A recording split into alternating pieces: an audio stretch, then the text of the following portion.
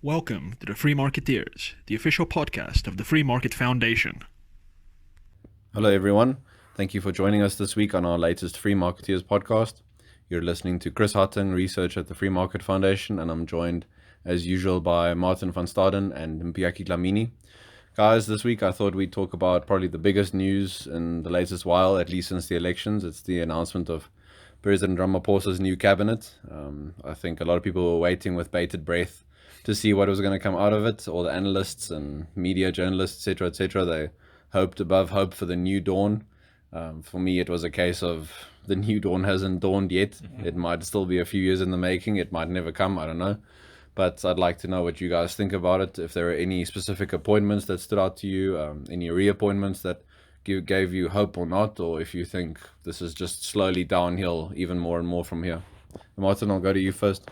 To me, it seems like window dressing. They didn't really destroy certain portfolios. They merged portfolios together into one. So it's not like the department that once occupied that big building in Pretoria is now going to be evicted and everyone's going to be sent home. They'll just change the labeling on the door, and then that will now say the Department of Higher Education, Science and Technology. And I think something merged with arts and culture as well.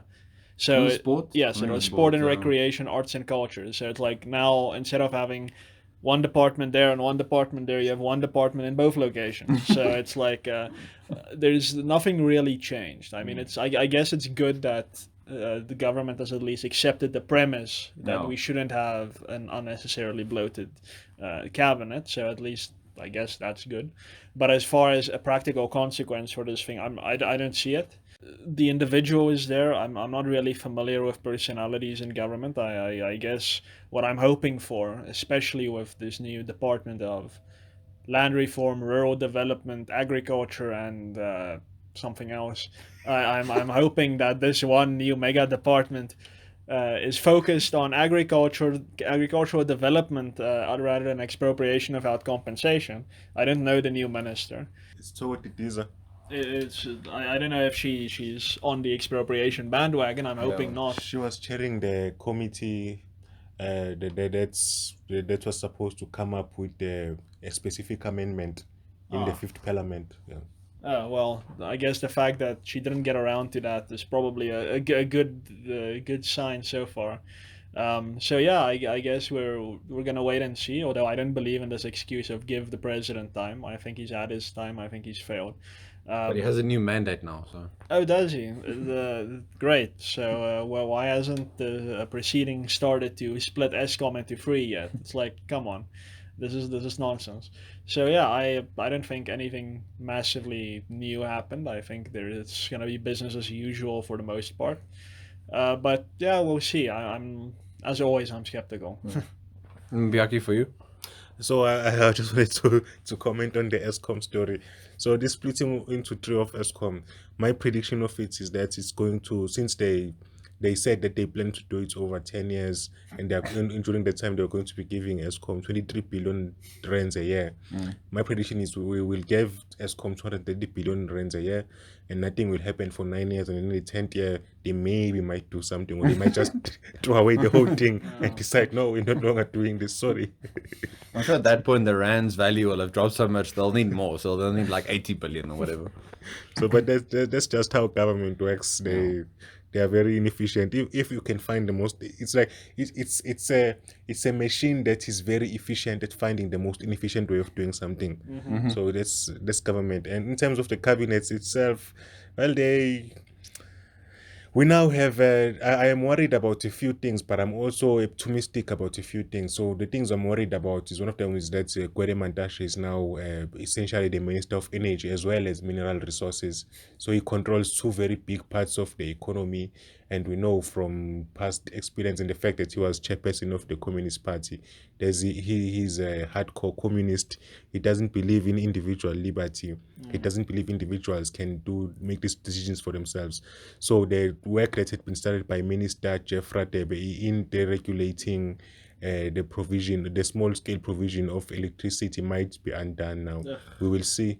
But I don't. I think it's potentially a very bad thing that's happened in that department. Also worried about the fact that Ibrahim Patel is the Minister of Trade and Industry as well as Economic Development. So all of these people have gained more power. No, not all of them, but okay, there are some good.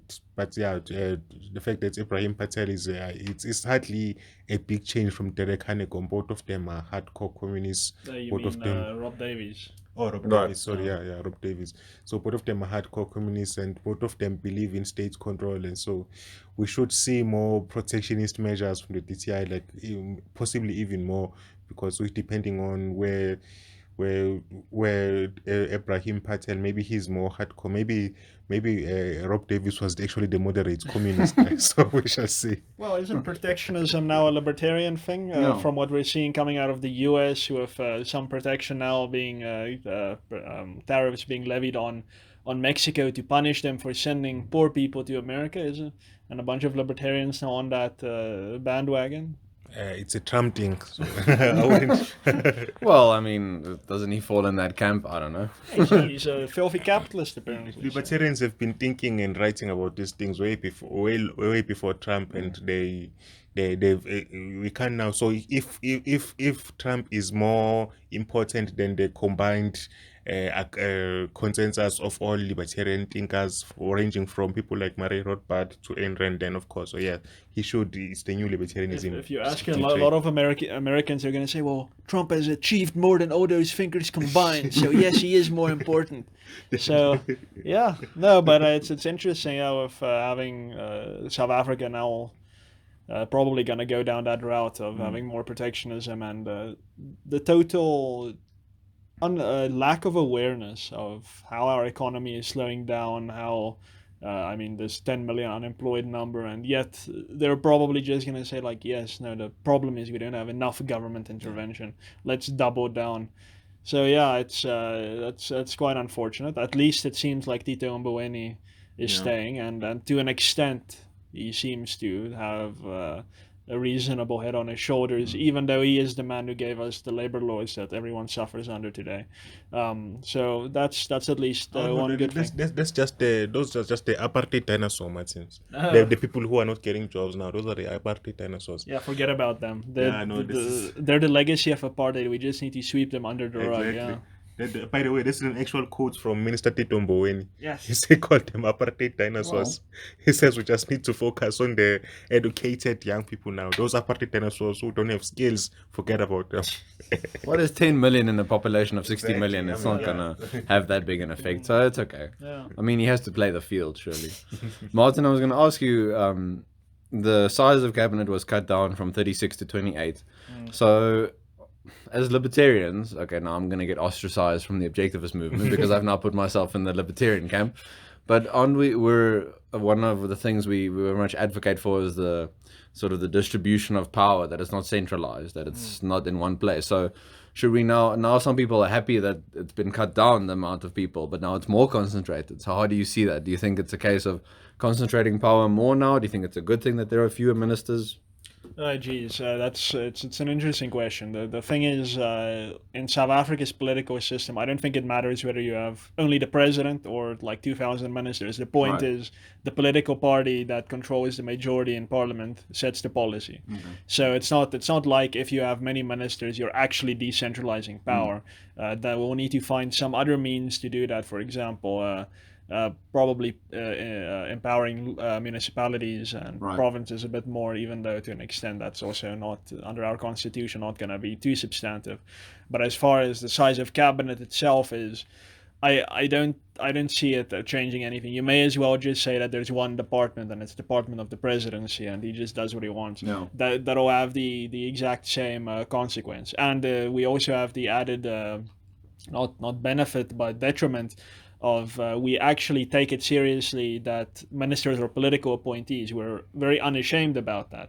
In other countries like Canada and I think New Zealand, they actually say, okay, For the Department of Health, we need a doctor with some experience. The Department of Defense, we need a soldier. In South Africa, we're like, okay, let's move Fikile Mbulula from that department to that one, and Malusi Gigaba from that one to that one to that one. Nobody cares about actually matching politicians to departments. So it doesn't matter. What the minister does is they go there and they act like they accept responsibility in front of Parliament for what that department has done. The thing you need to focus on are the Director Generals, the bureaucrats in the department itself, where much of the problems actually lie. Yeah. Okay. So listeners, I don't think you should expect things to change very much overnight. Maybe we'll see certain departments getting more efficient, that kind of thing. But that also, you don't necessarily want that kind of thing. You don't want government to be efficient in implementing its theft policies. So I wanted to talk about some of the positive reforms, like one being Tito Mboweni, and even though he said some stupid things as well, but he's also said some very good things recently, where he said that SOEs are a Soviet era relic, that we need to think carefully if we want to keep this sinking money into these things or just destroy them or get rid of them. And so that's he's someone that was very important to keep, because Kosato and the SACP board wanted him gone. They were lobbying behind the scenes for Ramaphosa to get rid of him, and I suppose investors prevailed on the president to keep him. So that's a good one. But also I don't know about this one, the fact that the Presidential Policy Advisory Unit, which was an Mpiyakhe invention and was retired by Jacob Zuma, is now coming back. So we will see about that one, what impact it's going to have on government policy. So it's on the one hand, it could signal that government policy is going to be centralized in the presidency essentially.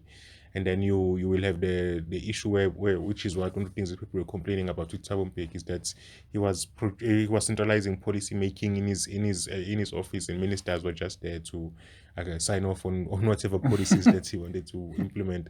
And so that could be a bad or a good thing depending on the president's rationality, ideological leanings, and so on. So we will see about that.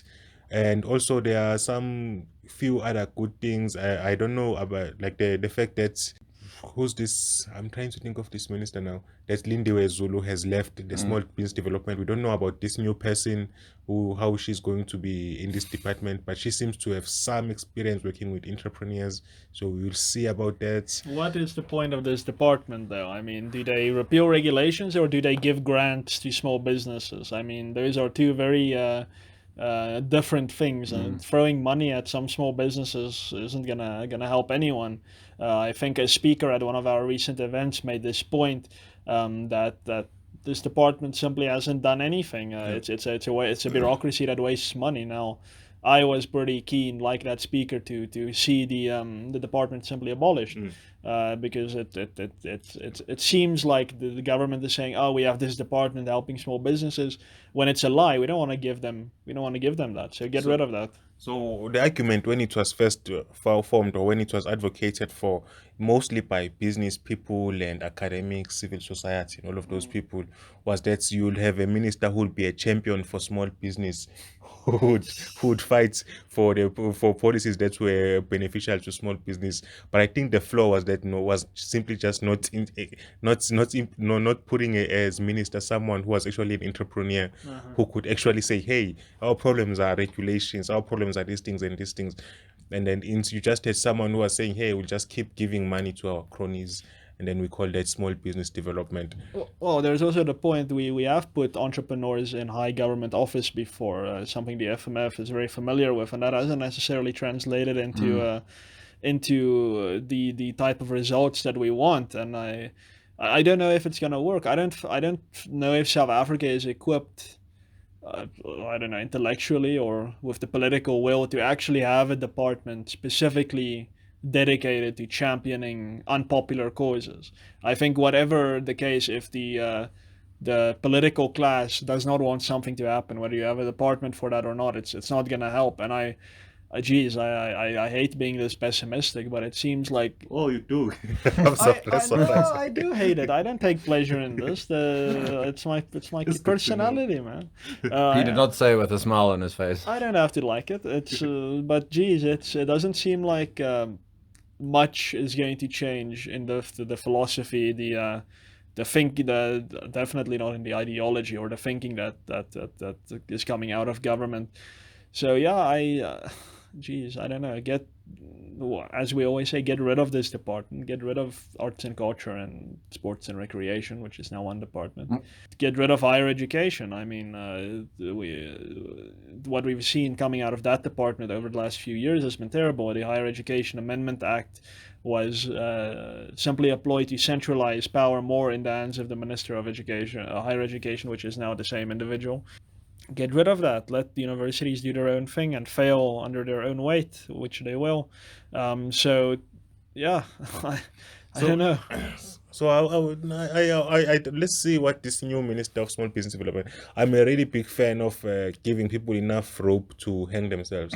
So I will give them the benefits of the doubt up until, except the communists. The communists, there's no benefits of the doubt there because we know exactly what they're going to do, and it's not good. But isn't that one of the points we make about government? When government fails, it affects everyone. If a small business or a business fails, hopefully those shareholders the board is held accountable. Now, I agree with you. You want to give them rope to hang themselves, but they're going to hang a few more people. It's like a guillotine. There's not just one head under the blade; it's a few heads. So so this is what so this is a debate about how to constructively or how what's the best way of opposing government policy, and I think in the South African context, it's people have this idea that this, especially people who don't already agree with us, they have this idea or this sense of what they consider to be fairness, that you should give everyone a chance to prove themselves wrong. So you shouldn't just say, okay, no, you are obviously going to do bad things just because your predecessors have done bad things. So I think it's for our own sake more than the sake of the people that whose policies we have to critique, just to give them a chance to mess up basically, and then criticize them when they do, praise them when they do something good. And I think that's an effective way of dealing with government policy.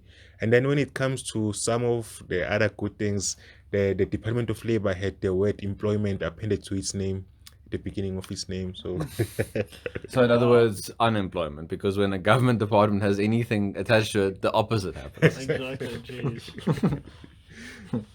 So I don't know what the reason for that is. I mean, I was intrigued by that because on the one hand, it could be the president him signaling that, okay, we're no longer just going to be focusing on the interests of the people who already have jobs at the exclusion of those who don't have jobs, or it could just be a PR meaningless PR move that does nothing. So we shall see. It's absolutely a meaningless PR move, I can guarantee it, because this is the same president who spearheaded the national minimum wage through government. There was no other individual more associated with this backward idea than the person who has now appended that word onto the Labor Department's name.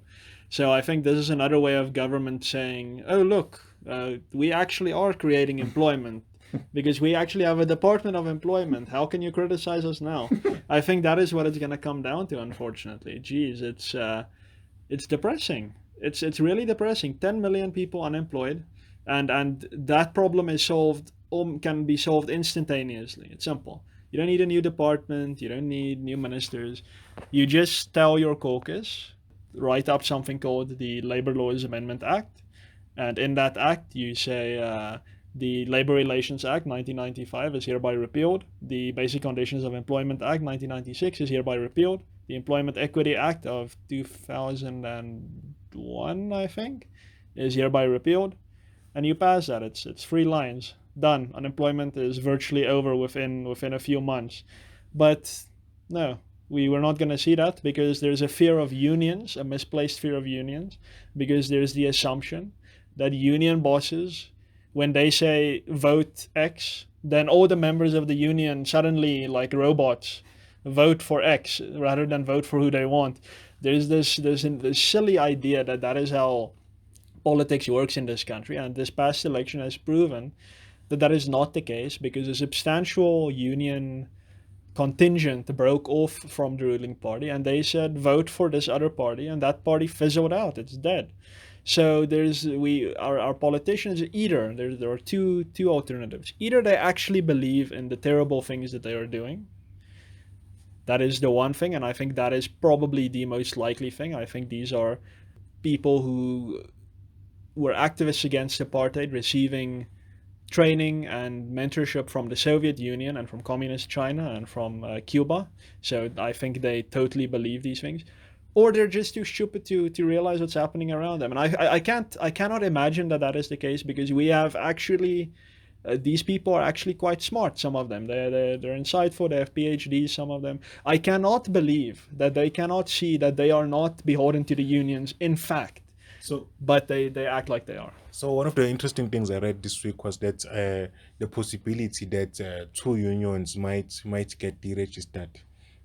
So the first union was AMCU, which is and then the second union was NUMSA. So apparently both of them have fallen foul of some new requirements set by the Department for Unions, which have been tightened. So I think there is a small movement within government itself to sort of counteract this power of unions, but right now the unions dominate still. So I think if we are to effectively defeat or the stranglehold that the unions have over government, I think we have to support those people who recognize the danger of unions and the power that they hold over government, and then mercilessly oppose those who are basically on the side of unions against workers, no matter what. And so I think, because I mean, if you just do a straightforward power calculation and you're a government official and you realize that if South Africa eventually has a revolution because of our high unemployment rate, that won't be good for anyone. If the ruling party loses power, which they are doing, because so many young people are unemployed and they're deciding to vote for parties like the EFF, then that's not good for them. So I think some people are recognizing that unemployment is not good for them, and they're trying to push back against it. But we shall see how it eventually goes. But one of the other positive things that I saw from this cabinet was that Minister Aaron Motsoaledi was removed from health, and so now let's hope that the new minister can be convinced to abandon the unaffordable and the destructive NHI, but we will see. I'm not sure why your focus is on affordability and practical concerns such as these when we're dealing with people who, I mean, everyone has an ideology, but when people are committed to it, they're not going to worry about costs and these kinds of things. Mm-hmm. So that might be, I agree with you. It could be good that Motsoaledi is no longer there, but I don't know if the new person is also a believer in socialized healthcare. Probably. I think most politicians in the country believe that the state should give us healthcare and we all have a right to healthcare. Mm-hmm. So they're going to try and implement the NHI. If it comes in 5-year bursts or over 10 years, or they're going to start with stages, I think, at some point in the near future. Mm. And then just, I wanted to ask both of you on two things. So this week we had the deputy editor of the Financial Mail, Sikonathi Mantshantsha. He spoke here at the FMF. Listeners, if you want to watch his presentation, I highly advise you to do so. You can find that on the YouTube channel, on our YouTube channel. For either of you, was there anything that stood out in particular that to you was noteworthy? Any numbers he brought up, anything like that? Well, no, I think I mentioned earlier what the best part of the talk for me was just that here you have a journalist, and this is very rare amongst journalists for some host of reasons, to actually see that this developmental state idea is a bad idea. It sounds good, developmental state, government must lift everyone up as it itself grows. I think our speaker definitely does not agree. He pointed to the fact, for example, of Petro SA, I think a few years ago, investing something like 50 billion rand, probably more, into trying to find natural gas reserves or oil reserves off the coast of South Africa, and finding literally nothing. And then later, and that's 50 billion taxpayer rands, not its own money. And then later, the private company Total, he didn't give a number, so I don't know, but probably for a far cheaper price, using probably just good technology, finding one of the biggest natural gas reserves, basically where Petro SA was doing it itself, and finding it there, and now it's gonna utilize that if government doesn't nationalize it, which is likely, right? Even though it's outside of South African waters, but that's a technical question. that may that just goes to show that if you trust the private sector to do things, and when I say that I mean the market, it gets done. It's probably not as quickly as you want, but it will get done. But if you try and trust the government with it, it's probably never going to get done, and you're going to pay an arm and a leg for it. So it was good for me to see a journalist saying that, such a high profile journalist. And I'm glad. I hope that he can rub that off on his colleagues, to just drive this point home. Listen, government, you're the fourth estate. You're supposed to be questioning government, not pushing their ideas for them for the media. You're not the PR department of government. So I find that encouraging. Yeah. And then Mpiyakhe, just for you, one of your articles was our feature article this week on the national minimum wage.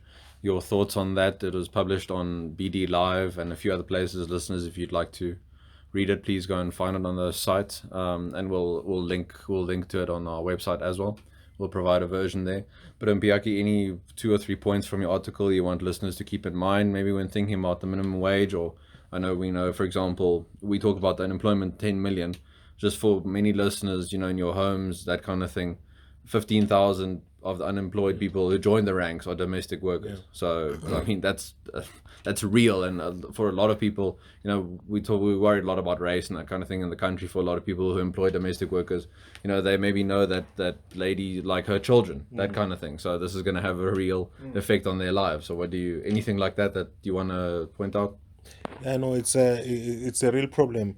But just before I got it, I wanted to share an interesting fact that I just remembered when Martin was speaking now. Telkom will be paying government a dividend of 720 million because they just had a record profit here now. Yeah, and government should have invested in Telkom shares. Exactly. So government is a 40% shareholder, and the Telkom share price has increased by something like 10 times over the past 10 years or something like that. And so the interesting thing for me was that the company where government doesn't have control is giving government money because government has a minority stake in it, and the companies that government controls, the government has to keep pumping money to those companies in subsidies. So that was interesting. So when it's controlled by the private sector, it's actually even good for the government itself because it gets more revenue. So if they adopted that model, they say they take 49%, for argument's sake, in every SOE and just sell the rest, then they could actually get more money into government coffers than what they currently now, which is a complete waste. But anyway, moving on to the minimum wage. It was partly a response to another article written by the academics and vets defending themselves and saying they are policy proposals to implement the minimum wage. And for the listeners who don't know, the national minimum wage that we currently have on the books were germinated from vets, from a few academics who are affiliated to the labor union movement, and it got adopted as government policy through that way. And so that's I thought it was important to sort of counter this idea that you can't really blame. We are seeing job losses coincidentally in the same time period that the minimum wage has been implemented, and we can't blame it. Even if you go back to the announcement of the minimum wage, you start seeing job losses, increasing job losses, and then when it's been implemented, you see there's even an even more rapid increase, and you can't say it's the minimum wage. I found that ridiculous just on the face of it, because it's just common sense. If you raise the price of something, who among you listeners has thought raising the price of something is a good way to get more, or to get more people buying that thing that you are selling? It's just a complete idiocy, but it gets accepted because it's couched in fancy language and opaque models that no one really knows what's going on inside those models. And so it's only something that's an academic. I remember this. It reminds me of a Thomas Sowell quote. I think he was saying something like, you have to be an academic to be that stupid. That's true. And it's just, I mean, everyone who has any common sense can look at this and say, hey, this is obviously causing unemployment. And the models that they chose themselves, the reason they chose the models that they did was because the standard model that is used in the field of econometrics, used by the likes of the National Treasury and universities like UCT, those were giving the wrong answers. So they would always predict that unemployment would increase. And so they said, no, this is obviously obviously wrong because it can't increase all the time. So let's get a model that has a possibility of decreasing unemployment with the minimum wage. And then the funny thing is, once they used that model, it actually showed that at the minimum wage level that was recommended at 3,500 rand, there would actually be unemployment. Right. No. Makes sense. And it said that at a level of 6,000 and something, at a minimum wage of 6,000 rands, we would get less unemployment. So employment would increase at a higher minimum wage, at double the price. And you sit there and you think this is complete idiocy. Yeah, I guess it goes back to that idea of once you're committed to a camp, maybe it's gonna, maybe we're ourselves, once you're committed to something, maybe you're not as willing to look at the actual evidence kind of thing. So it's something to keep in mind as well.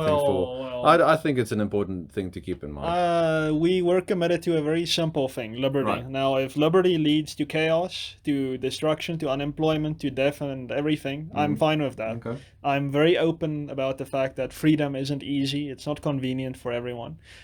So the fact that freedom may affect some people, unfortunately, well, tough. Unfortunately, I guess, but the difference with our friends who have the contrary view is they're so committed to their thinking that they are unwilling to accept that there may be negative consequences to various factors. So they will say, no, minimum wage is great and there will be no unemployment.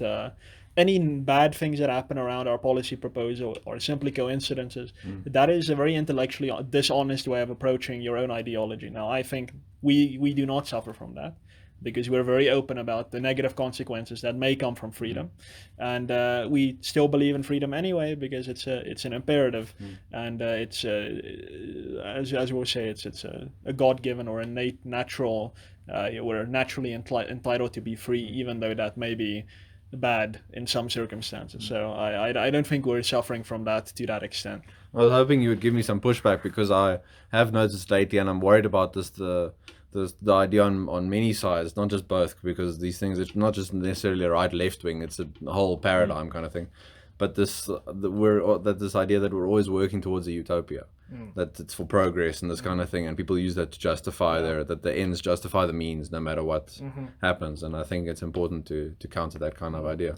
So my version of utopia is just where I can do as much as I want to do without interfering with you, Chris. And that's very radical. I don't know if that's that's acceptable. So this is the thing. Like I think the comparison between, let's say, the pro-liberty movement and the pro-central control movement, if you could call it that, or the pro-authoritarian movement, is that they see things as like we will change things for you so your life gets better. Whereas we are saying that we will change things so that you can sort of work and make your life better. I mean, I think that's a completely different thing. We're not saying that things will get better for you. They might get worse, who knows? But you will have whatever happens will be as much as possible within your hands. It's not saying that it will be completely in your hands. You still have to interact with other people, but as much as possible it will be within your hands. That's the best we can offer. It's not saying, okay, you live in a gold mansion, you'll have people cooling you down, fanning you, feeding you grapes and oysters in vinegar. It's just it's probably it's best expressed by Thomas Jefferson when he says we hold it as self-evident that all men are created equal and that they are with certain inalienable rights, among which are life, liberty, and the pursuit of happiness. The pursuit of happiness and not happiness itself. Yeah, that pursuit, I think that's a very crucial word that they put in. It's not just a happiness on its own kind of thing. There's some actual work that needs to go in. But I think that's a good note to end on. We started talking about like the status quo and the cabinet and things might not change, but listeners and for us as well, nice to keep in mind there are still parts of our lives where it's up to us what we do with what we have, and you can still take back control in some ways. Maybe it's good if government continues on its way and we continue focusing on our communities and the people around us and use that to improve our lives instead of waiting for some politician. And Martin, I think we'll wrap up on that, so you can give us all the social media links. Sure. Yeah. So please remember to subscribe to this YouTube channel. It's the big red button right under this video. Follow us on Twitter. That is at FMF South Africa. Like us on Facebook. It's Free Market Foundation South Africa, or in the URL facebook.com/FMFSA. And remember to always visit our website for new updates and articles, www.freemarketfoundation.com. Cheers and have a good one.